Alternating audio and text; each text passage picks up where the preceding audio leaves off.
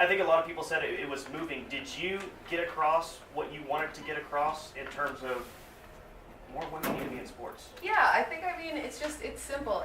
We can do what every guy can do, and it's the same thing that's been said year after year after year. But I think if you address the people in the crowd and say, hey, listen, you need to do a better job of actually hiring women. There are people out there that want to do this. And the thing is, the flip side is a lot of women don't think about radio because, I was trained, as I said, out there, I want to be on television. Oh, this is the glamorous job. This is where you're going to be on the sideline for an NFL game, all this. But we don't see the women who are actually doing such a good job of showing their personality, of having opinions.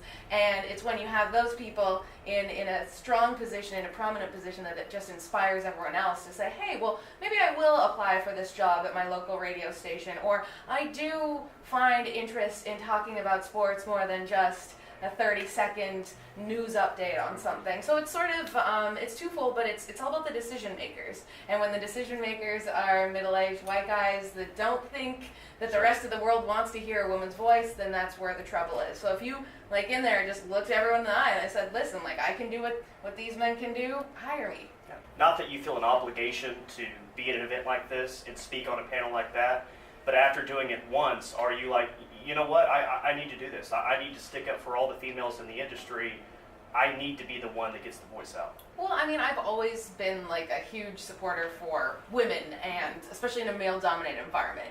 And now doing comedy in a male-dominated environment, it's so important for people like me and Lindsay and Amanda and Debbie to stand up there and say, and be an advocate for other people. And I did my undergrad thesis on women's sports broadcasters, and I've always been sort of a champion of women's rights and being, playing with the boys. And so, yeah, I think it's important for me to keep doing that. And then if a network was to hire me, that then is just another added platform to be able to show that, look, we can hang with everyone else. And so these are all just little steps, but they mean a big thing in the long run. One more question, because I love what you said on stage about the route through comedy that you're taking. Say if you're a host and you want to get better, but you want to think of an outside-the-box way to get better. Would taking improv classes be a good way to do that? 100%. Improv is what helped me when I started doing radio, and it's all about listening and responding. And when you don't know the answer to a question, you learn how to figure out a way to respond, and sort of a little improv trick that I use on radio is just respond to the last thing said.